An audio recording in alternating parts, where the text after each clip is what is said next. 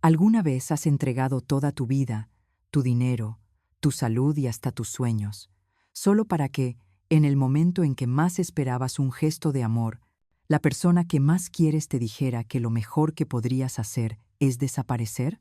Sí, eso fue lo que me ocurrió a mí, y todavía me estremezco al recordarlo. Antes de seguir, te pido un favor. Dale like a este video. Suscríbete al canal y cuéntame en los comentarios desde dónde lo estás viendo. Me encantaría saber hasta dónde llegan estas historias. Ahora sí, déjame llevarte conmigo a aquel día en Madrid que lo cambió todo. Era el cumpleaños número 43 de mi hija, Elena. Me levanté temprano en mi pequeño piso en Chamberí, con el corazón palpitando de ilusión.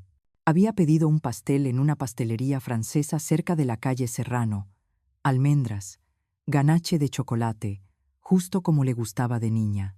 3 meses de mi jubilación me había costado aquel capricho, más de lo que podía permitirme, pero no me importó.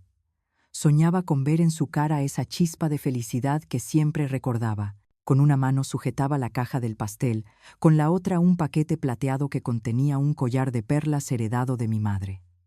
3 generaciones de mujeres fuertes, pensé. Un legado que ella debía recibir. Tomé un taxi hasta la urbanización de lujo donde Elena vivía con su marido. Una casa con piscina y vistas a la Sierra de Madrid. Una casa que, en parte, había ayudado a financiar con mis propios ahorros, fruto de 45 años como profesora universitaria. Cada euro, cada sacrificio, estaba allí, en esas paredes que ella llamaba su hogar. Respiré hondo. Ajusté mi vestido turquesa recién estrenado y toqué el timbre. Imaginé que abriría la puerta con una sonrisa radiante. Pero no fue así. La puerta se abrió y apareció mi hija. Su rostro no mostraba alegría, ni sorpresa, ni siquiera cortesía, solo fastidio. «Ah, ¿eres tú?», murmuró sin levantar la vista de su móvil. Ese «¿eres tú?» me atravesó como un cuchillo. Ni un abrazo, ni un beso. Nada. Entré con una sonrisa forzada. «Feliz cumpleaños, cariño. He traído tu pastel favorito y un regalito especial». Elena suspiró, dejando claro que mi presencia le resultaba incómoda. «Déjalo en la cocina. Tengo que terminar esta llamada». Caminé sola hasta la cocina de mármol, esa misma que había pagado yo en la reforma de la casa. Coloqué el pastel con cuidado sobre la encimera y me quedé mirando a través de la ventana. Afuera, mis nietos jugaban en la piscina con su instructor. Ni siquiera se percataron de que yo estaba allí. Pasaron 15 minutos antes de que Elena apareciera. Deslumbrante como siempre, el pelo perfectamente teñido, el maquillaje impecable, las uñas hechas. Todo pagado, en su día, gracias al préstamo que yo había avalado para que abriera su clínica de estética. «Bueno», dijo mientras abría una botella de agua con gas. «¿Has venido solo a dejar el pastel o también te vas a quedar a cenar?». La frialdad en su voz me heló. Tragando saliva, respondí. «Pensaba que podríamos pasar tiempo juntas. Hija, hace 2 meses que no nos vemos». Ella levantó la vista, cansada, molesta, como quien se quita de encima a un vendedor insistente. «Tengo planes con Marcelo. Solo los dos. Ese Marcelo, su tercer marido, siempre con negocios turbios y siempre necesitando ayudas urgentes que yo terminaba pagando». Sentí un nudo en el estómago. Aún así, intenté mantener la esperanza. «Quizá mañana podamos almorzar». Elena me miró fijo. Había algo en su rostro, como si llevara tiempo acumulando palabras que estaba a punto de soltar. «Mamá, necesitamos hablar. Siéntate». Me senté temblando. Conocía ese tono. Lo había usado de niña cuando quería herirme a propósito. Ella giraba su vaso entre los dedos, pensativa. He estado reflexionando sobre la vida, sobre lo que realmente me haría feliz. Yo asentí, con ternura. «Claro, hija. Dime lo que quieres. Tal vez pueda ayudarte». De repente, dejó el vaso sobre la mesa con un golpe seco y me clavó los ojos. Y lo que vi allí no fue amor, ni siquiera irritación pasajera, fue desprecio. «La única cosa que realmente me haría feliz», dijo, pronunciando cada palabra con crueldad, es que desaparecieras de mi vida, preferiblemente que te murieras. El mundo se detuvo, el aire me faltó. Sentí como si alguien me hubiera dado un puñetazo en el pecho. ¿Qué?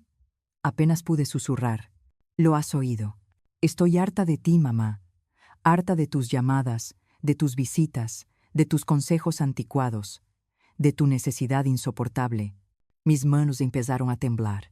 Helena, soy tu madre. Te di todo, sacrifiqué todo por ti. Ella se levantó bruscamente, casi gritando. Exacto, por eso me ahogas. No puedo respirar con tu presencia constante. Necesito libertad, necesito espacio. Necesito vivir mi vida sin ti. Me quedé mirando el pastel, aún con las velas sin encender. Todo lo que había imaginado para ese día, abrazos, risas, recuerdos compartidos, se desvaneció como humo. Solo quiero estar cerca de ti, ser parte de tu vida, imploré, la voz quebrada. Y ese es el problema, que yo soy todo lo que tú tienes. Arréglate la vida, mamá. Déjame en paz. Me levanté tambaleando. Cogí mi bolso y el paquetito con el collar de perlas. Dejé el pastel sobre la mesa. Quizás, pensé, al menos mis nietos lo disfrutarían. En la puerta, me giré una última vez. Esperaba encontrar en sus ojos un destello de arrepentimiento, un rastro de la niña dulce que había criado con tanto amor. Pero lo único que vi fue impaciencia. Impaciencia porque me fuera de una vez. Feliz cumpleaños, Helena, susurré, y salí cerrando la puerta suavemente. Lo que mi hija no sabía es que aquel día, con sus palabras, había encendido algo dentro de mí. Una llama que no era de autodestrucción, sino de renacimiento. Volví a mi piso en Chamberí en silencio, como si las calles mismas me observaran con lástima. El taxi avanzaba por la Castellana, pero yo apenas veía las luces. Las palabras de mi hija martillaban en mi cabeza. Lo mejor que podrías hacer es morirte. Cada repetición era un latigazo. Entré en casa tambaleándome. Dejé caer el bolso en el suelo y me desplomé en el sofá gastado. Ese mismo sofá donde, décadas atrás, había acunado a Helena cuando era un bebé febril, donde le contaba cuentos antes de dormir, donde le secaba las lágrimas después de sus primeras decepciones amorosas. Ahora estaba sola, abrazando un vacío que pesaba más que cualquier enfermedad. No pude encender la luz. La oscuridad era el único lugar donde podía esconder mi vergüenza. Y entonces, sin quererlo, comenzaron a desfilar los recuerdos. Recordé cuando Helena tenía 5 años y fue diagnosticada con asma severa.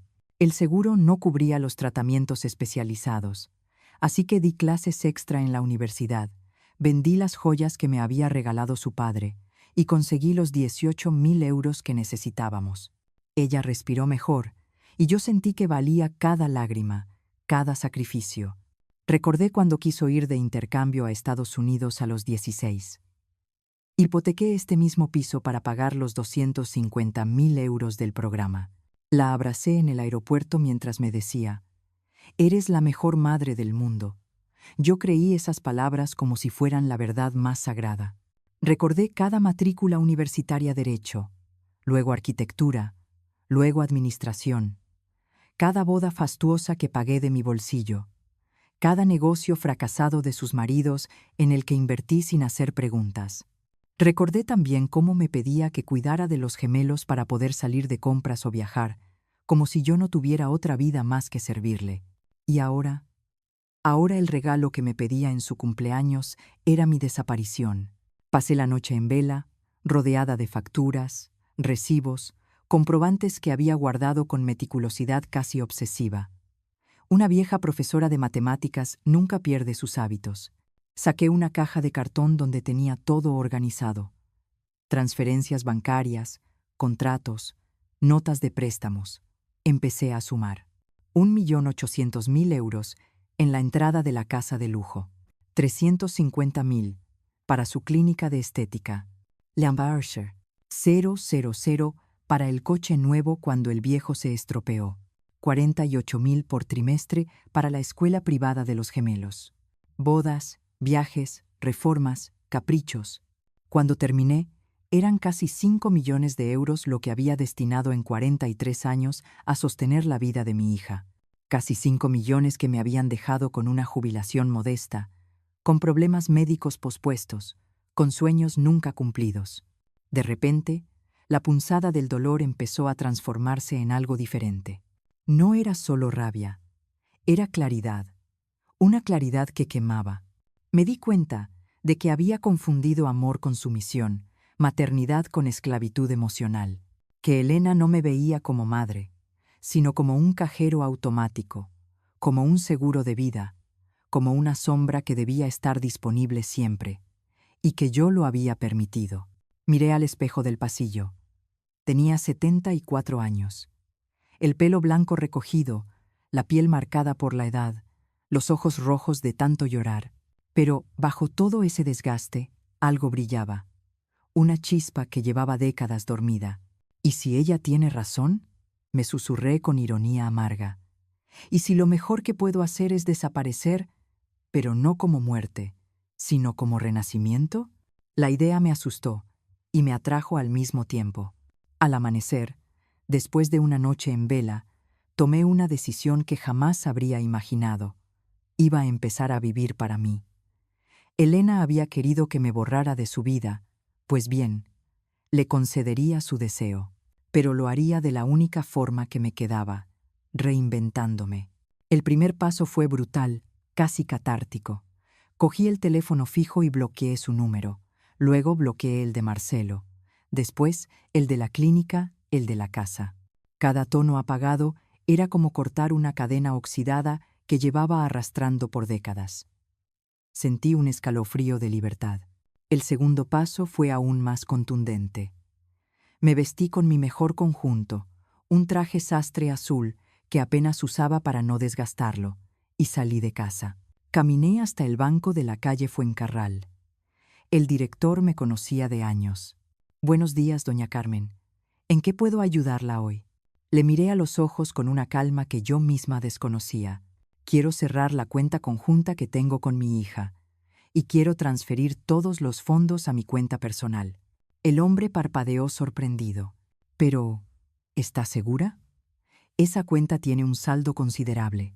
«Absolutamente segura», respondí, firmando con mano firme. Ver como 180.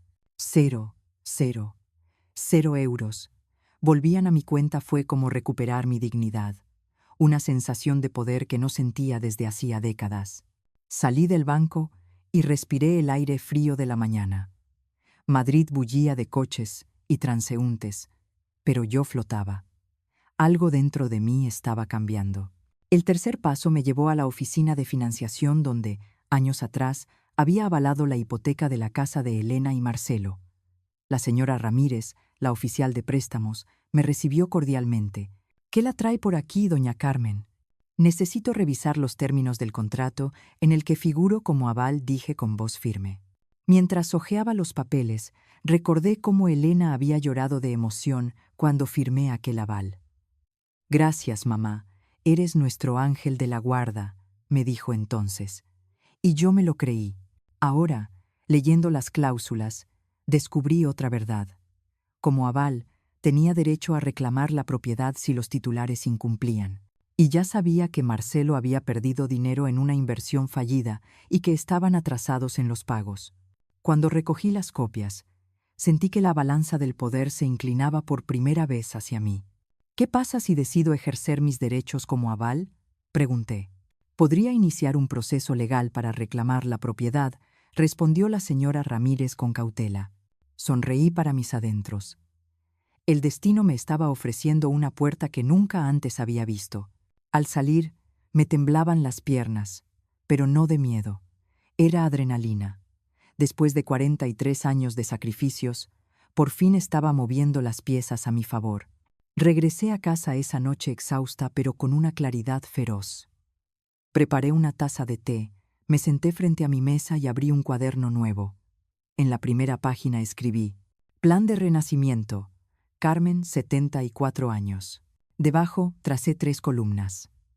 Dinero recuperado, acciones legales, nueva vida. Por primera vez en décadas, Esas palabras no giraban en torno a Elena. Eran para mí. El dolor seguía ahí, como una herida abierta, pero sobre la herida empezaba a crecer una coraza, y debajo de esa coraza, un fuego nuevo. La mañana siguiente amaneció fría en Madrid. Me desperté con los ojos hinchados, pero con una claridad que jamás había sentido. No había vuelta atrás. Mi hija me había pedido que desapareciera, y eso mismo iba a hacer, aunque no de la manera que ella imaginaba. Me serví un café amargo y abrí el cuaderno donde la noche anterior había escrito Plan de renacimiento, Carmen, 74 años. Empecé a anotar ideas, cada línea un corte con mi pasado. Bloquear sus llamadas fue solo el inicio. Ahora debía dar un paso más grande. Construir una vida sin Elena, lejos de su sombra, lejos de su desprecio. Mientras escribía, llamaron a la puerta. Era Dolores, mi vecina y amiga de toda la vida. 70 años, fuerte como un roble, con esa mirada que traspasaba cualquier máscara. Entró con un paquete de churros y me abrazó con fuerza. Carmen, tienes la cara desencajada. ¿Qué ha pasado? Respiré hondo. No podía ocultárselo. Le conté todo, palabra por palabra, desde el pastel en serrano hasta la frase que me había desgarrado. Preferiría que estuvieras muerta. Dolores se quedó en silencio, con los ojos vidriosos. Finalmente dijo, Dios mío, no puedo creer que Elena te haya dicho algo así después de todo lo que hiciste por ella. Lo dijo Dolores. Y lo peor es que lo dijo con calma, con frialdad, como si fuera una verdad que llevaba años guardando. Dolores me tomó las manos. ¿Y qué vas a hacer? Fue entonces cuando las palabras salieron de mi boca por primera vez. Voy a desaparecer. Ella parpadeó, incrédula. ¿Cómo que desaparecer? Sí, ella me pidió que lo hiciera. Y voy a concederle ese deseo, pero a mi manera. No voy a morirme, Dolores. Voy a renacer. Me iré de Madrid, de España si hace falta. Haré que crea que estoy muerta o perdida. Quiero que sienta el vacío de mi ausencia, que entienda lo que significa perderme de verdad. Dolores sonrió, casi cómplice. Pues cuenta conmigo. No hay acto de teatro más convincente que este. Y yo pasé 20 años en el grupo de aficionados. Me reí por primera vez en días. Sentí que no estaba sola. Esa misma tarde empecé a escribir la carta más importante de mi vida. La titulé con frialdad. Carta de desaparición. Querida Elena, comencé. Me pediste como regalo de cumpleaños que desapareciera de tu vida. He decidido concederte tu deseo. Cuando leas estas líneas, ya estaré lejos, comenzando la vida que nunca me permití. No habrá más llamadas, ni visitas, ni consejos, ni dinero. Has liberado exactamente lo que decías que te ahogaba, mi presencia. Cada palabra era un bisturí, cortando lazos invisibles. No era una carta de venganza, sino de verdad. Documenté cada sacrificio, cada préstamo, cada centavo gastado en ella. Casi 5 millones de euros a lo largo de 43 años. Adjunté copias de los contratos que había modificado, el cierre de la cuenta conjunta, la cancelación del seguro médico privado que yo pagaba, la reclamación de la hipoteca. Tu vida será más libre sin mí, escribí, pero también será más cara. Espero que valga la pena. Al terminar, eran 18 páginas llenas de datos, cifras y confesiones. No lágrimas, no súplicas, pura claridad. Durante los días siguientes, Dolores y yo diseñamos mi fuga como si fuera un guión teatral. Ella sería la encargada de descubrir mi piso vacío y entregar la carta. Yo, mientras tanto, debía organizar los detalles prácticos. Vender mi apartamento, cerrar mis cuentas conjuntas, reunir mis pertenencias más valiosas. Una noche, mientras guardaba fotos antiguas en una maleta, me detuve al ver una imagen de Elena con 5 años, sonriendo con un helado en la mano en el Retiro. Aquella niña ya no existía. En su lugar había una mujer que veía mi amor como una carga y mi dinero como un derecho adquirido. Lloré en silencio, pero no me permití flaquear. La idea de España me rondaba con fuerza. Siempre había soñado con vivir en Barcelona, caminar por el barrio gótico, aprender catalán, sentirme parte de otra vida. Recordé un folleto de una agencia de viajes que tenía guardado en un cajón. Horizontes nuevos para mayores de 65. Esa misma mañana pedí cita. La asesora, una joven llamada Lucía, me recibió con entusiasmo. ¿En qué puedo ayudarte, señora? Quiero información sobre cómo una mujer de 74 años puede empezar de nuevo en Barcelona, respondí con voz firme. Ella abrió un dossier. Tenemos programas especiales para jubilados, pisos amueblados en el centro, asistencia médica, grupos sociales. No estaría sola. Por primera vez en años, sentí algo parecido a la esperanza. El teléfono, mientras tanto, no paraba de sonar. Elena me llamó 5, 10, 15 veces. Al principio los mensajes eran secos. Mamá, necesito hablar contigo. Luego se volvieron más irritados. ¿Dónde estás? ¿Por qué no respondes? Y finalmente, disfrazados de preocupación. Los gemelos tienen una función en el colegio. Necesitamos que te quedes con ellos. Yo los escuchaba en silencio, con el móvil en modo avión. ¡Qué ironía! La misma hija que me había dicho que prefería que me muriera, ahora parecía angustiada por no localizarme. Pero yo sabía que no era por mí. Era por lo que yo representaba. Dinero, tiempo, disponibilidad. Una tarde, mientras caminaba con Dolores por el parque, ella me dijo: Carmen, tienes una luz diferente en los ojos. ¿Te das cuenta? Es la primera vez en mi vida que pienso en mí misma, respondí. El viernes, Marcelo apareció en mi puerta. Ojeroso, nervioso, muy distinto al hombre arrogante que conocía. Carmen, me dijo casi suplicando. Elena me contó lo que pasó. Sé que sus palabras fueron terribles, pero no puedes hacernos esto. El banco nos ha citado por la hipoteca. Si ejerces como aval, perderemos la casa. Lo miré con calma. Marcelo, tu esposa fue muy clara. Mi presencia es una carga. Solo estoy respetando su deseo. No quiso decirlo. Balbuceó, pues sonó bastante convincente cuando pidió mi muerte como regalo de cumpleaños. Bajó la cabeza. Sabía que no había defensa posible. Cerré la puerta despacio. En mi interior, un sentimiento extraño me llenó. Ligereza. El sábado recorrí por última vez los lugares que habían marcado mi vida. La universidad donde enseñé matemáticas durante 38 años, el parque donde Elena jugaba de niña, la iglesia donde me casé con su padre. Cada paso era una despedida silenciosa. El domingo, con mis maletas preparadas, Dolores llegó con café y una sonrisa cómplice. ¿Lista para tu gran escape?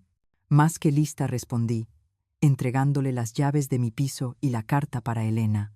Cuando el taxi llegó a las 6 de la mañana, cargó mis maletas y preguntó: ¿Aeropuerto?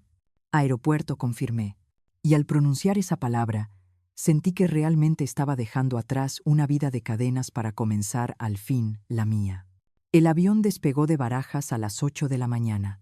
Mientras Madrid se hacía pequeña bajo mis pies, sentí que estaba dejando atrás no solo una ciudad, sino también una versión de mí misma que había muerto la tarde del cumpleaños de mi hija. Cerré los ojos, apreté el cinturón de seguridad y pensé: aquí comienza mi vida de verdad.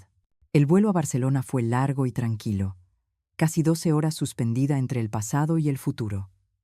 Nadie me llamaba, nadie me pedía nada. El móvil estaba apagado. Por primera vez en más de 40 años, nadie dependía de mí. Aquella sensación era embriagadora. Cuando aterrizamos en el Prat, un joven de la agencia de viajes me esperaba con un cartel que decía: Señora Carmen. Se llamaba Miguel. Tenía un acento catalán marcado y una sonrisa franca. Bienvenida a España, señora. Espero que esté lista para su nueva aventura. Más que lista, respondí. Y por primera vez en semanas mi sonrisa fue sincera. Me llevó a un apartamento amueblado en el barrio gótico. Un tercer piso en un edificio centenario, con balcones llenos de flores y ventanas que daban a una pequeña plaza arbolada. No era lujoso, pero era mío, solo mío. El silencio de aquellas paredes no me oprimía, me liberaba. Miguel me entregó una carpeta con todo tipo de información: restaurantes recomendados, actividades culturales, grupos sociales para expatriados. También concertó una cita con un asesor financiero para ayudarme a establecerme permanentemente. Después de un breve descanso, decidí salir a caminar. Las calles estrechas y empedradas del barrio gótico me envolvieron con su aire medieval. Cafeterías con mesas diminutas, librerías antiguas, música callejera resonando bajo los arcos. Me senté en una terraza y pedí un café con leche y una ración de churros. Comí despacio, mirando a los turistas, a las palomas, a los vecinos que paseaban sus perros. Cada bocado era un recordatorio de que estaba viva, de que seguía aquí. En aquel momento, me descubrí pensando, esto es paz, esto es lo que me negué durante toda mi vida por darle todo a Elena. Esa primera noche en Barcelona fue distinta a todas las demás. En lugar de lágrimas, sentí una calma que me acariciaba los huesos. Abrí el balcón, me serví una copa de vino tinto y observé las luces de la ciudad reflejadas en las piedras antiguas. Allí, bajo las estrellas, entendí que mi desaparición no era una derrota, era mi victoria. A las 2 de la tarde, hora de Madrid, sabía que Dolores estaría cumpliendo nuestra parte del plan. Imaginé la escena. Elena, desesperada, recibiendo la carta de 18 páginas donde le explicaba cada sacrificio, cada euro, cada decisión. Imaginé sus manos temblando al leer que todos los beneficios habían terminado. Mi móvil vibró pasada la medianoche. Lo había mantenido apagado durante 2 días, pero ahora lo encendí solo para confirmar mis sospechas. Había docenas de llamadas perdidas, la mayoría de Elena. Mensajes que iban desde el enfado hasta la súplica. «Mamá, por favor, dime dónde estás. Esto no puede ser cierto. Tienes que volver. El banco nos ha citado de urgencia. Necesitamos que hables con ellos». Me limité a leerlos con una mezcla de tristeza y serenidad. Había algo profundamente irónico. La misma hija que me pidió desaparecer ahora rogaba por mi regreso, pero yo sabía que no me echaba de menos a mí, sino a mi utilidad. Cuando el teléfono volvió a sonar, contesté. «¿Dónde estás, mamá?», gritó Elena, con la voz rota por el llanto. «Dolores me dio tu carta, me dijo que te habías ido. Esto es una locura». «¿Has leído la carta?», pregunté con calma. «Sí, pero no quería que fuera así. Yo solo estaba enfadada. No quise decirlo. Lo dijiste con demasiada convicción, Elena. Me serví un sorbo de vino. Y las palabras, hija, no pueden desdecirse». Hubo un silencio al otro lado, apenas roto por su respiración agitada. «Mamá, por favor, vuelve. Te necesito». «¿Me necesitas a mí o a mi dinero?», pregunté, cortante. Su silencio fue la respuesta. Colgué sin añadir nada más. Los días siguientes fueron un descubrimiento constante.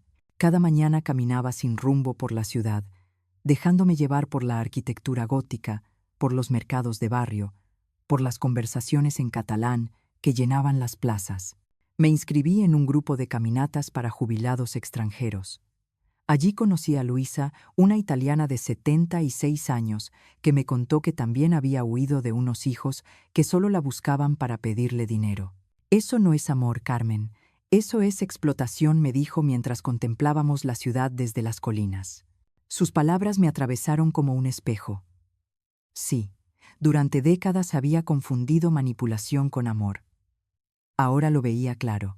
También redescubrí pasiones dormidas. La pintura, la lectura, incluso las matemáticas que había enseñado durante tantos años. Cada día me regalaba algo nuevo, algo que no estaba condicionado por las necesidades de nadie más. Pero Elena no se rendía. Los mensajes seguían llegando. «Mamá, por favor, los niños preguntan por ti. Necesitamos tu ayuda.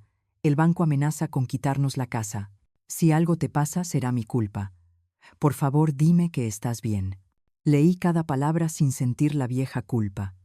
Ya no, porque entendía que nunca había sido una madre egoísta, como ella decía, sino una madre demasiado generosa, y que esa generosidad había creado el monstruo de su dependencia. La última noche de esa semana, mientras caminaba por la Rambla iluminada, recibí un mensaje distinto. Te echo de menos, mamá. No por el dinero. Te echo de menos a ti. Por un segundo mi corazón titubeó. Pero luego recordé cada lágrima, cada sacrificio, cada insulto velado. Y comprendí que esas palabras, aunque dulces, eran solo otra estrategia. No contesté. Un miércoles tuve mi cita con el asesor financiero en Barcelona, el señor Ferrer. Con sus ahorros y su pensión mexicana, puede vivir cómodamente aquí muchos años, me explicó. Y si invierte con prudencia, incluso puede hacer crecer su patrimonio. Me quedé en silencio, sorprendida. Era la primera vez que hablaba de dinero sin pensar en Elena. La primera vez que planeaba un futuro basado únicamente en mis necesidades. Salí de aquella reunión con una sonrisa que me partía la cara. Estaba construyendo mi vida desde cero. Esa noche, en el balcón de mi nuevo apartamento, pensé en todo lo que había dejado atrás. Elena, Marcelo, los gemelos. Sí, los amaba, pero amar no significaba destruirme.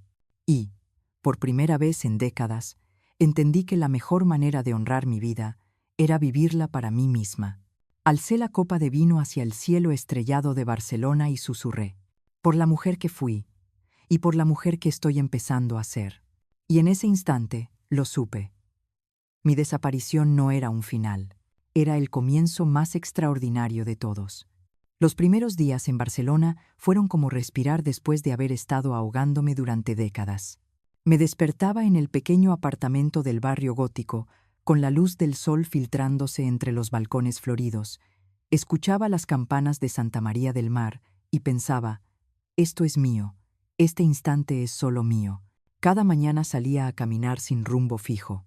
Me perdía por callejuelas estrechas, donde las piedras parecían susurrar siglos de historia. Descubrí panaderías diminutas, librerías escondidas, plazas tranquilas, donde ancianos jugaban al ajedrez. Nunca había tenido tiempo de hacer algo tan simple como pasear sin un propósito. Siempre estaba corriendo para atender a Elena, a los nietos, a los problemas financieros de otros. Ahora, al fin, caminaba por mí. Un sábado me apunté a una visita guiada por la Sagrada Familia. Allí conocí a un grupo de expatriados jubilados. Entre ellos estaba Luisa, la italiana de la que ya me había hablado Miguel, el chico de la agencia. Tenía 76 años y unos ojos vivaces que parecían conocer todos los secretos de la supervivencia. ¿Y tú?, me preguntó mientras esperábamos en la cola. ¿Qué te trajo hasta aquí? Respiré hondo. No solía hablar de mi vida privada con extraños, pero esa pregunta me salió del alma. Una hija que me dijo que el mejor regalo de cumpleaños que podía hacerle era morirme. Luisa me miró con asombro. ¿En serio? Completamente. Después de financiar su casa, criar a sus hijos, sostener sus caprichos durante 40 años, me dijo que desapareciera. Y lo hice. Ella me tomó del brazo y me susurró. Eres valiente. Yo tardé 7 años en reunir el coraje para alejarme de mis hijos. También me trataban como un cajero automático con patas. Nos reímos juntas. Una risa amarga pero liberadora. Comprendí que no estaba sola. Me uní a más actividades. Un taller de acuarela los martes, un club de lectura los domingos, un grupo de caminata que recorría las colinas alrededor de la ciudad. En cada encuentro conocía a mujeres y hombres que, como yo, habían dedicado su vida a otros hasta quedar vacíos, y que ahora buscaban recuperar un pedazo de dignidad. Descubrí que tenía talento para la pintura. Mis primeras acuarelas eran torpes, pero había algo en los colores que me devolvía alegría. Cada trazo era como recuperar años perdidos. También retomé las matemáticas, no como profesora, sino por placer. Resolvía problemas complejos, como quien arma un rompecabezas, para recordar que mi mente seguía siendo ágil. Era como despertar después de un sueño largo y oscuro. Pero el pasado no me soltaba tan fácilmente. Una noche, encendí el móvil después de días de silencio. Tenía decenas de llamadas perdidas y mensajes de voz. Mamá, por favor, vuelve. Los gemelos te echan de menos. El banco nos está presionando. Necesitamos tu ayuda. Si algo te pasa, será mi culpa. Solo dime que estás bien. Leílos con calma, sin el nudo en la garganta que solía sentir. entendí que no eran mensajes de amor, sino de dependencia. Elena no lloraba por mí, lloraba por el sistema de vida que yo le había financiado y que ahora se tambaleaba. Decidí responder solo con una línea. Estoy perfectamente bien y más feliz que nunca. Lo que vives ahora son las consecuencias de tus palabras. Bloqueé de nuevo el número. Y esa vez no sentí culpa, sino liberación. Mi estabilidad económica también comenzaba a florecer.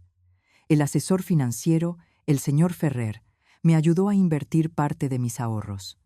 En pocos meses empecé a ver rendimientos que jamás habría imaginado. Sin las constantes demandas de Elena, el dinero no se esfumaba en urgencias ajenas. Por primera vez, mi cuenta crecía en lugar de menguar.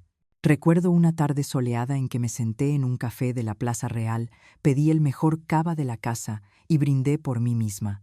Brindé por la mujer que había sido esclava y por la que ahora se atrevía a ser libre. Una pareja de jubilados alemanes en la mesa de al lado me preguntó, ¿qué celebras? Que sigo viva, respondí, levantando mi copa.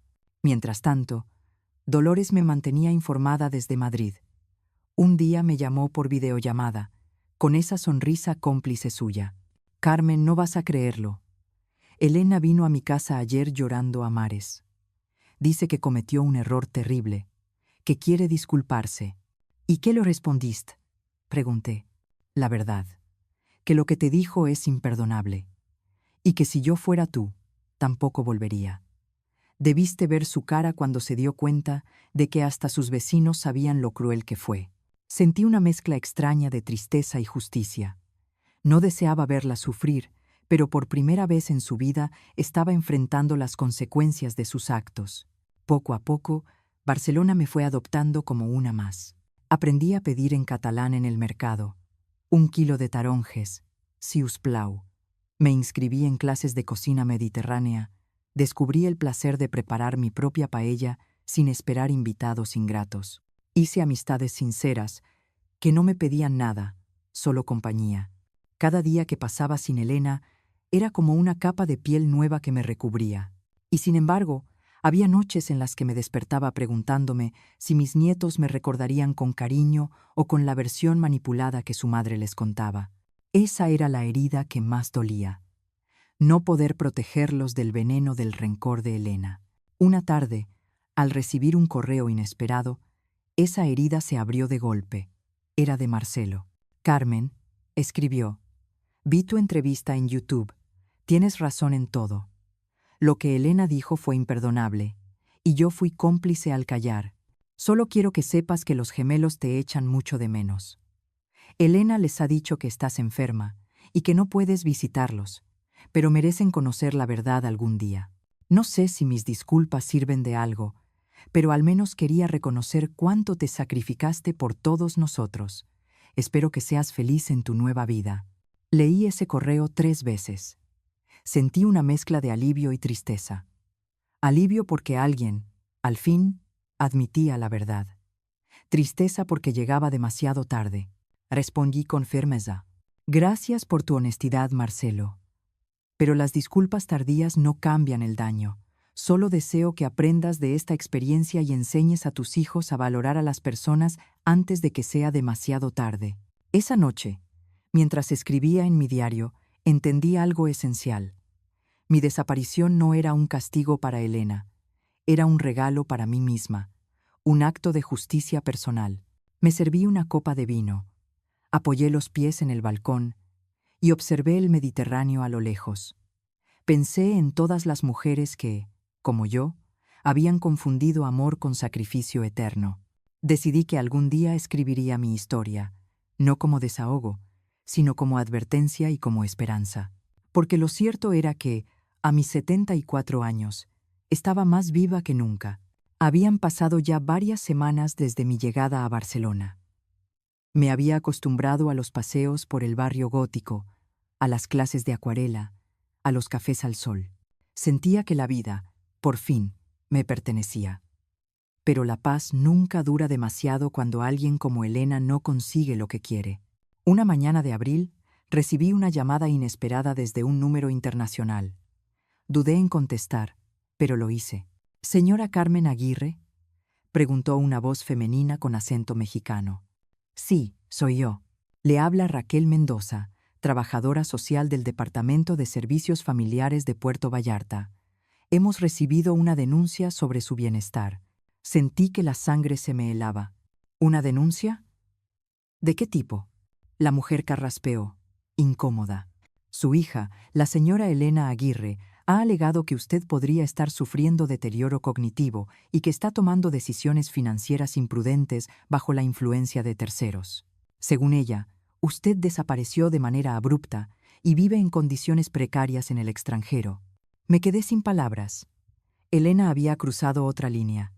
Inventar que yo sufría demencia para invalidar mi autonomía. Inspiré profondamente. Señorita Mendoza, estoy perfectamente lúcida. Estoy en España por mi elección, en un apartamento cómodo, con buena salud y con plena capacidad mental. Las alegaciones de mi hija son falsas. Entiendo, señora Aguirre, pero necesitamos pruebas oficiales. ¿Estaría dispuesta a someterse a una evaluación médica y psicológica en el Consulado Mexicano de Barcelona?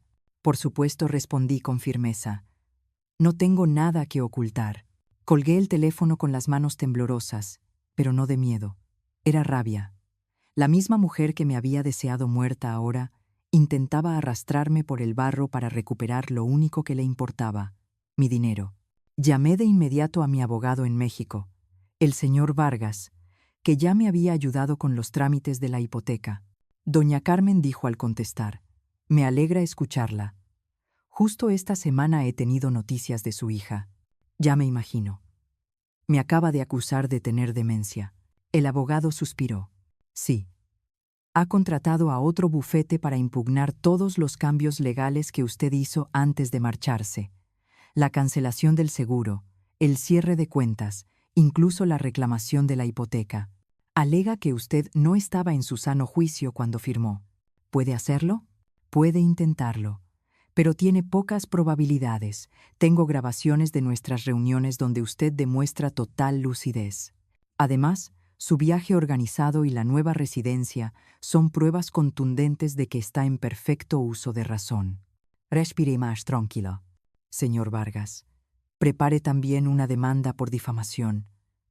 No voy a permitir que mi hija manche mi nombre con mentiras. Será un placer, doña Carmen. Ha llegado la hora de que Elena se enfrente a las consecuencias de sus actos. 2 días después, me presenté en el Consulado Mexicano de Barcelona. El doctor Torres, un hombre mayor con gafas redondas y mirada penetrante, me recibió en una sala sobria. «Señora Aguirre, esta evaluación durará unas horas. Necesitamos confirmar que está en plena capacidad mental». Acepté sin dudar. Contesté preguntas de memoria, resolví problemas matemáticos, hablé de mi trayectoria como profesora, incluso recité de memoria versos que solía enseñar a mis alumnos. El doctor tomó notas con calma. Al final, me miró fijamente. «Señora Aguirre, no solo está usted en plena salud mental, su claridad y su determinación son admirables. Documentaré que las alegaciones de su hija carecen de fundamento y que usted está viviendo de manera independiente y saludable». Salí del consulado con el corazón ligero, como si me hubieran quitado un peso de encima. Esa misma tarde, Raquel Mendoza, la trabajadora social, me llamó de nuevo. «Señora Aguirre, hemos recibido el informe. El caso será cerrado como infundado. Además, quedará registrado que su hija presentó una denuncia falsa, lo cual puede tener consecuencias legales si se repite». «Perfecto», respondí con voz serena. «Gracias por su profesionalidad».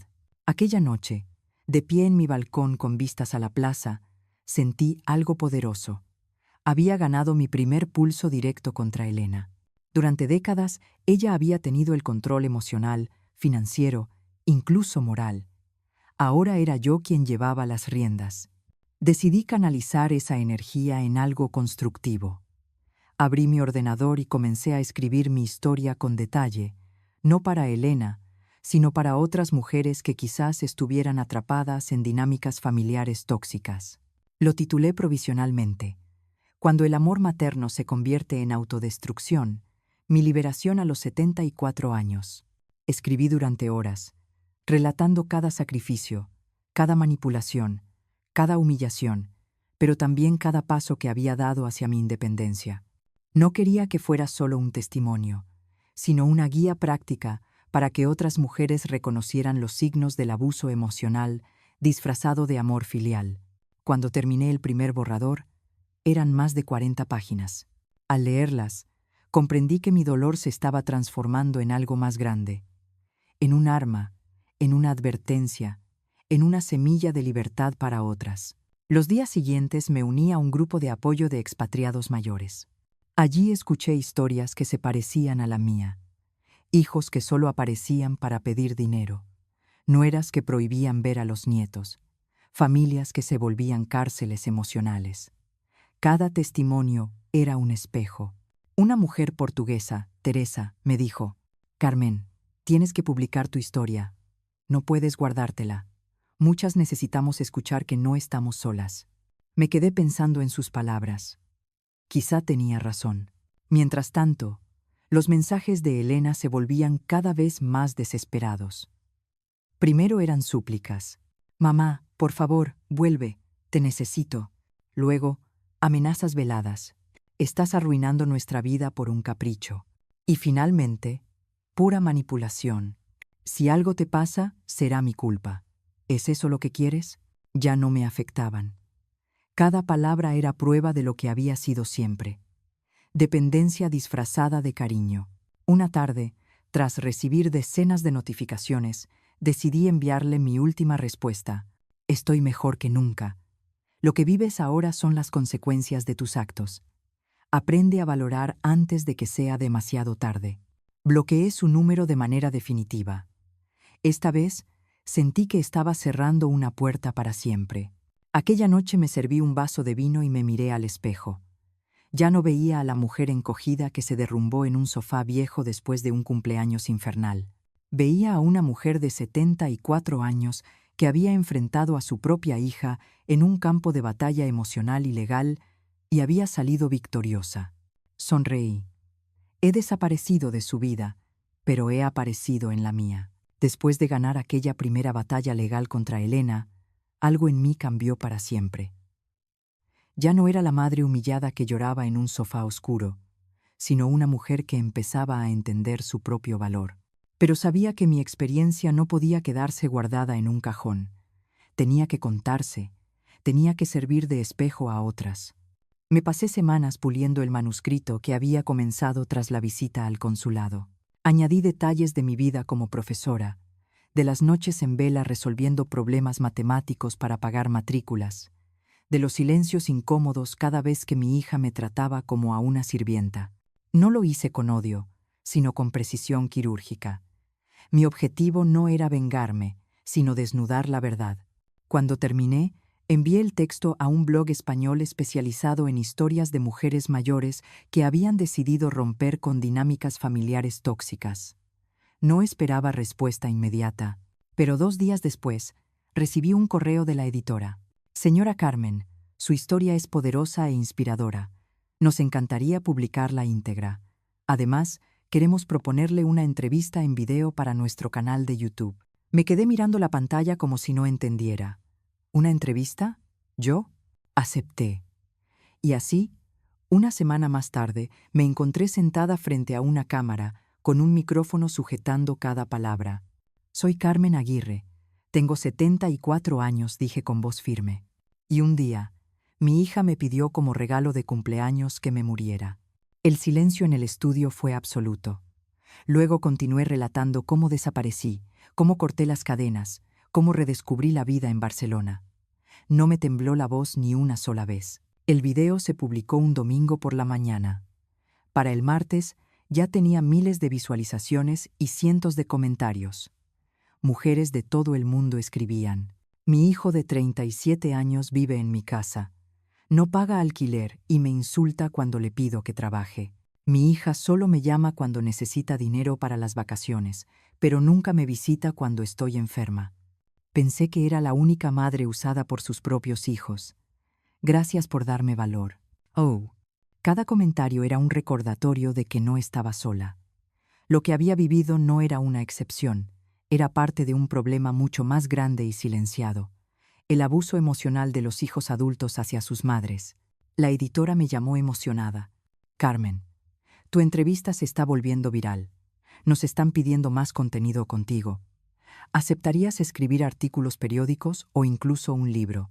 Me reí con incredulidad. A los 74 años, ¿convertirme en autora? Precisamente, Carmen. Tu voz es necesaria. Mientras tanto, en Barcelona, mi vida se llenaba de nuevas rutinas. 3 veces por semana iba a clases de catalán en un centro cultural. Descubrí que tenía facilidad para los idiomas y me encantaba la musicalidad de expresiones como bon día o que vagi bé. Los martes y jueves asistía a un taller de acuarela en el que pintábamos paisajes urbanos. Una de mis primeras obras fue la Catedral de Barcelona iluminada al atardecer. Cuando la terminé, el profesor me dijo: Carmen, aquí hay talento. Has pintado no solo el edificio, sino la emoción de estar frente a él.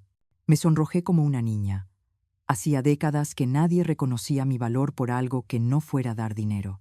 Los domingos participaba en el club de lectura para expatriados. Discutíamos novelas de Almudena Grandes, de Isabel Allende, de escritores catalanes. Pero lo mejor no eran los libros, sino las conversaciones que se extendían después en una terraza, con vino y risas. Allí encontré una familia nueva, una familia elegida, que no me juzgaba ni me utilizaba, que simplemente me valoraba por ser quien era. Sin embargo, el pasado seguía golpeando de vez en cuando. Una noche, encendí el móvil y encontré 78 llamadas perdidas y 32 mensajes de texto, todos de Elena y de Marcelo. Primero súplicas: mamá, por favor vuelve, los niños lloran por ti. Luego acusaciones: estás arruinando nuestra vida por una rabieta. Y finalmente, desesperación pura: he llamado a la policía, a los hospitales. Si algo te pasa, será mi culpa. Solo dime que estás bien. Lo leí todo con calma. Ni una sola disculpa genuina, ni una sola palabra reconociendo la crueldad de aquel cumpleaños. Todo giraba en torno a ellos, nunca a mí. Escribí mi respuesta final: estoy viva, estoy bien, y soy más feliz que nunca. Lo que sufrís ahora son las consecuencias de vuestras palabras y actos. Después bloqueé los números. Definitivamente. Con el tiempo, mis escritos comenzaron a llegar más lejos. El blog me propuso recopilar mi experiencia en un libro. Pasé 3 meses escribiendo sin descanso. Lo titulé Cuando el amor duele, liberarse del abuso emocional después de los 70. El día de la publicación me temblaban las manos, pero en pocas semanas se convirtió en un éxito inesperado. Mujeres de Chile, Portugal, Argentina, incluso Alemania, me enviaban cartas contando cómo mi historia les había dado el valor de cortar con hijos ingratos, de vender casas que no podían mantener, de priorizar su salud mental por primera vez. Una carta me conmovió especialmente. Era de una joven madre llamada Paula. Señora Aguirre, tengo 32 años y una madre de 67 que ha sacrificado todo por mí y mis hermanos. Después de leer su libro, entendí que la tratábamos exactamente como Elena la trató a usted. Su historia me abrió los ojos. Llamé a mi madre y me disculpé. Le prometí que desde ahora quiero ayudarla a cumplir sus sueños en lugar de cargarle los míos. Gracias por salvar nuestra relación. Lloré al leer esas palabras. Comprendí que mi dolor, convertido en verdad escrita, estaba evitando que otras historias se convirtieran en tragedias. En paralelo, mi vida en Barcelona florecía. El señor Ferrer me ayudó a consolidar mis inversiones. Mi patrimonio crecía sin drenarse en caprichos ajenos. Descubrí que podía viajar, un fin de semana en Girona, otro en Valencia, y hasta empecé a planear un viaje a Italia con Luisa. A veces, en medio de un paseo junto al Mediterráneo, pensaba: he desaparecido para mi hija, pero he aparecido para el mundo. Y me reía sola, con esa risa libre que había olvidado durante años. Un año después de aquel cumpleaños maldito, estaba sentada en una cafetería de la Barceloneta cuando recibí una carta física en el buzón de mi apartamento. La caligrafía era temblorosa, adolescente. Era de mis nietos. Querida abuela Carmen, escribieron. Papá nos contó la verdad de por qué te fuiste. Sabemos que mamá te dijo cosas crueles. Queremos que sepas que te echamos mucho de menos y que estamos orgullosos de ti por ser tan valiente. Cuando seamos mayores, nos gustaría visitarte en España si quieres recibirnos. Incluyeron dibujos. Yo caminando por calles con balcones llenos de flores. Yo sonriendo con una paleta de acuarela. Lloré una hora entera, pero no de tristeza, sino de alivio. Había esperanza en la siguiente generación. Respondí con ternura. Mis queridos nietos, las puertas de mi corazón y de mi casa siempre estarán abiertas para vosotros. Aprended de esta experiencia. Las palabras pueden destruir o pueden construir. Que vuestro amor siempre se base en el respeto, no en el sacrificio unilateral. Os amo con todo mi ser. Esa noche, al mirar el Mediterráneo desde mi balcón, entendí que había cerrado un círculo. Lo que comenzó con una frase cruel se había transformado en una vida plena. Tenía amigos, tenía un propósito, tenía paz y, sobre todo, tenía dignidad. Ya no era la madre que mendigaba amor, era la mujer que eligió vivir. La vida en Barcelona se había vuelto mi refugio, mi templo. Mis días estaban llenos de clases de pintura, paseos por la playa, cenas con amigos nuevos que me valoraban por lo que era, no por lo que podía dar. Pero la sombra de Elena todavía no había terminado conmigo. Una mañana de primavera recibí un correo de mi abogado, el señor Vargas. El asunto decía: novedades legales, urgente. Lo abrí con un nudo en el estómago. Doña Carmen, su hija ha intentado nuevamente acceder a sus cuentas bancarias en México. Alegó que usted no está capacitada para gestionar su dinero. También ha solicitado detener el proceso de ejecución hipotecaria, alegando que usted actuó bajo presión. Sin embargo, no tiene pruebas sólidas. Estoy defendiendo su caso con éxito, pero prepárese, no se detendrá fácilmente. Me reí con amargura.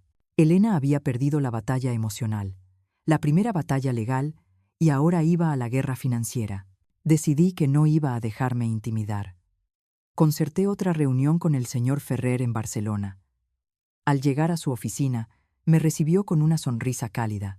Doña Carmen, su hija está intentando arrebatarle lo que legítimamente es suyo. Pero aquí sus ahorros están a salvo. Ya hemos diversificado sus inversiones en fondos europeos estables. Nadie puede tocar eso sin su consentimiento. Asentí, respirando aliviada. Gracias, señor Ferrer. Elena puede intentar destruir mi reputación, pero esta vez no tiene las armas. Él me miró con seriedad. ¿Ha pensado en dar un paso más? Publicar su historia no solo como testimonio, sino como libro completo. Eso blindaría su versión de los hechos frente a cualquier intento de manipulación. La opinión pública puede ser un escudo poderoso. Me quedé en silencio. Era cierto. Ya había experimentado el poder de mi entrevista viral y de los artículos publicados en blogs. Pero un libro era dejar huella. Pasé los siguientes 3 meses escribiendo sin descanso. Cada mañana, después del café, me sentaba frente al portátil en mi balcón, con el Mediterráneo brillando al fondo, y volcaba mi vida en palabras. El título nació solo. Cuando el amor duele. Liberarse del abuso emocional familiar después de los 70. No era solo mi historia. Incluí consejos prácticos. Cómo detectar la manipulación, cómo poner límites, cómo proteger el patrimonio de los abusos de hijos adultos irresponsables.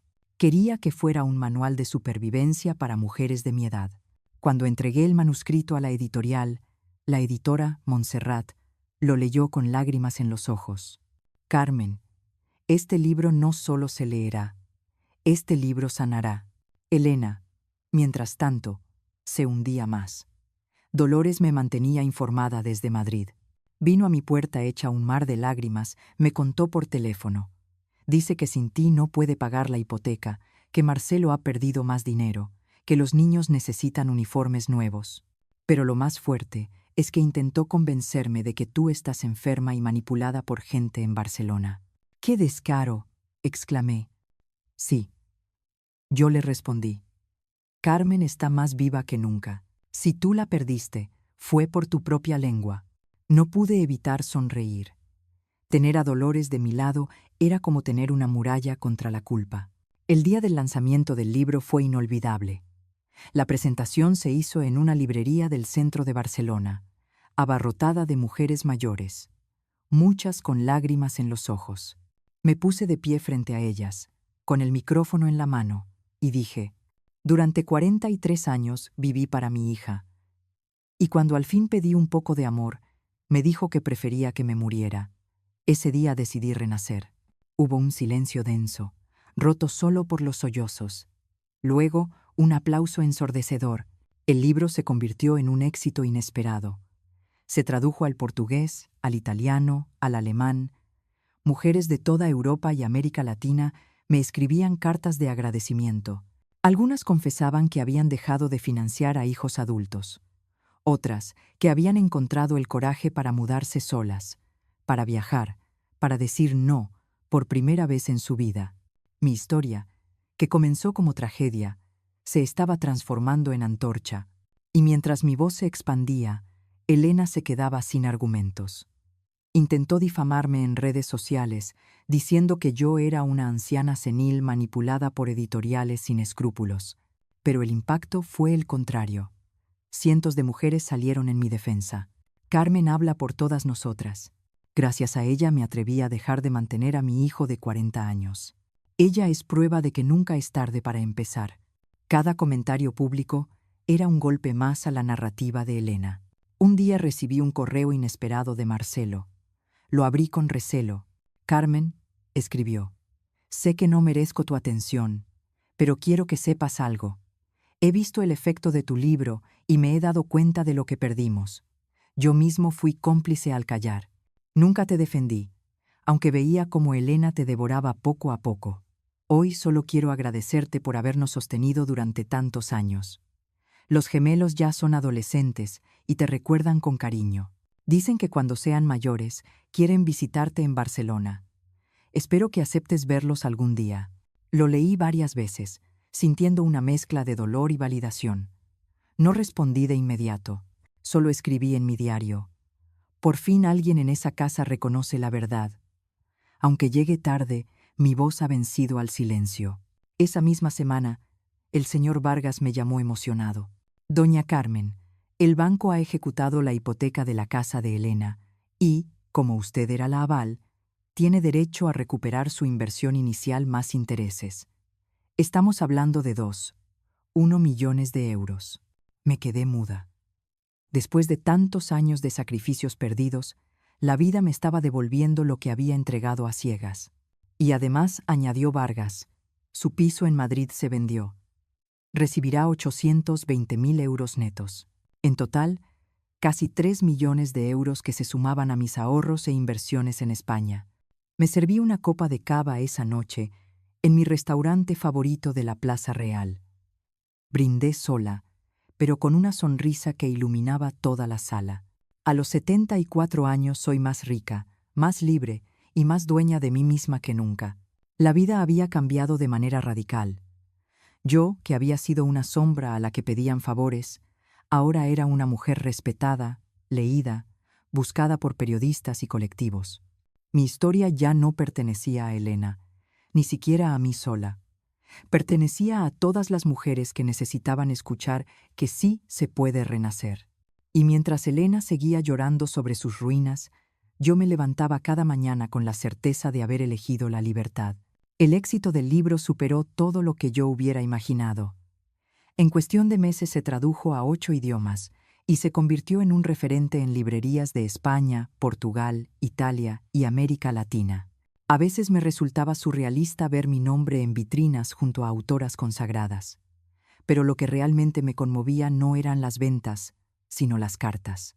Cada semana recibía decenas de correos electrónicos y sobres físicos de mujeres que compartían sus propias historias. Algunas me contaban cómo habían cortado la dependencia con hijos adultos que las insultaban.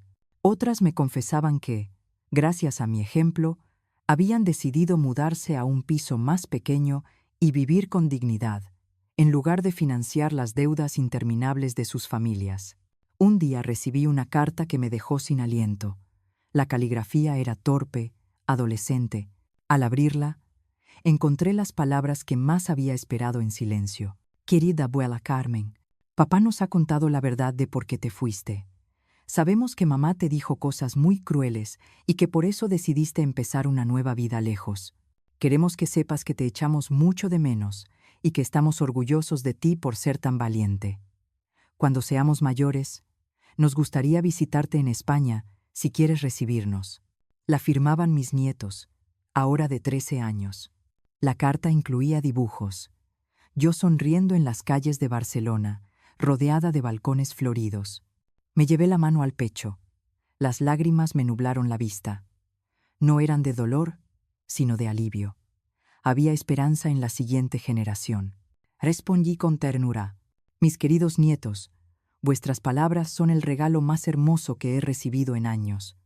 Os amo profundamente y siempre os amaré, sin importar la distancia. Cuando seáis mayores y podáis tomar vuestras propias decisiones, las puertas de mi casa y de mi corazón estarán abiertas para vosotros. Hasta entonces, guardaos este amor como un tesoro, y recordad que las palabras tienen el poder de construir o destruir. Aprended a elegir siempre construir. Al enviar esa carta, sentí que algo dentro de mí sanaba. Quizá no podía salvar la relación con Elena, pero podía plantar semillas en sus hijos. Mientras tanto, las invitaciones para conferencias comenzaron a llegar. Asociaciones de mujeres, universidades, colectivos de mayores. Querían que contara mi historia en persona. La primera charla fue en un centro cultural de Barcelona. Había más de 100 mujeres, muchas acompañadas de amigas. Me puse de pie con un micrófono en la mano y comencé. Durante 43 años viví para mi hija. Y un día, ella me pidió que lo mejor que podía hacer era morirme. Ese día, decidí que en lugar de morir, iba a renacer. La sala se quedó en silencio absoluto. Luego, a medida que relataba mi viaje, veía cabezas asintiendo, ojos humedecidos, manos apretadas con fuerza. Cuando terminé, recibí un aplauso que me estremeció. Varias mujeres se acercaron llorando para abrazarme. Gracias, Carmen. Pensé que estaba sola, me dijo una señora portuguesa. Tu valentía me ha salvado la vida, me susurró otra mujer alemana. Comprendí que mi historia ya no era solo mía. Era un espejo donde muchas podían reconocerse. Elena, mientras tanto, seguía intentando manipular desde la distancia. Dolores me contó que la había visto deambulando por el barrio en Madrid, demacrada, con la clínica cerrada y la casa perdida. Me preguntó si sabía cómo contactarte, me dijo Dolores por teléfono. Quería disculparse, decía que al fin entendía todo lo que había perdido. Yo le respondí que algunas heridas son demasiado profundas para sanar. No sentí alegría al escuchar eso, sino una calma serena. No necesitaba su arrepentimiento tardío. Ya había construido algo nuevo y no iba a arriesgarlo. Con el dinero recuperado de la hipoteca y la venta de mi piso en Madrid, mi patrimonio superaba los 6 millones de euros. Pero lo más valioso no era el dinero, era la paz de saber que cada euro estaba bajo mi control, invertido en mi bienestar y en mis proyectos. Me inscribí en un curso de escritura creativa y comencé a trabajar en un segundo libro. No solo mi historia, sino una guía práctica para detectar señales de abuso emocional en la familia. La editorial me apoyó con entusiasmo. A veces me encontraba en un café escribiendo y pensaba, hace 3 años lloraba porque mi hija me había pedido desaparecer. Hoy escribo porque quiero dejar huella. Ese es el verdadero giro de mi vida. El impacto internacional fue creciendo. Una cadena de televisión española me invitó a un programa en horario estelar. La presentadora me preguntó en directo, Carmen, ¿qué le dirías hoy a tu hija si te estuviera viendo? La cámara se acercó a mi rostro. Miré directamente al objetivo y respondí con voz firme. Le diría que las palabras no se borran, que desear la muerte de una madre es una sentencia irreversible, y que gracias a esa crueldad descubrí la fuerza para empezar de nuevo. El plató se quedó en silencio. Luego, un aplauso unánime llenó el aire. En paralelo, las redes sociales se inundaban de mensajes con el hashtag Renacer a tus años. Mujeres compartían fotos viajando solas, inscribiéndose en cursos, mudándose de casa. Decían que mi historia les había dado el empujón que necesitaban. Yo no era una influencer juvenil, pero me había convertido en un símbolo inesperado de libertad en la madurez. Una tarde, mientras paseaba por la Barceloneta, pensé en lo irónico de todo. Elena me pidió como regalo que desapareciera, y lo hice, sí, desaparecí de su vida, pero aparecí en la mía y en la de miles de mujeres que necesitaban un ejemplo. Miré el mar y susurré. Al final, mi desaparición fue mi mejor regalo. Lo más emotivo llegó 2 años después. Recibí un sobre con matasellos de México. Dentro había una carta firmada por mis nietos, ya de 15 años. Querida abuela, hemos leído tu libro en secreto. Sabemos todo lo que pasaste. Queremos que sepas que te admiramos y que algún día iremos a Barcelona a verte. Estamos ahorrando para el viaje. Gracias por enseñarnos que la dignidad vale más que cualquier regalo.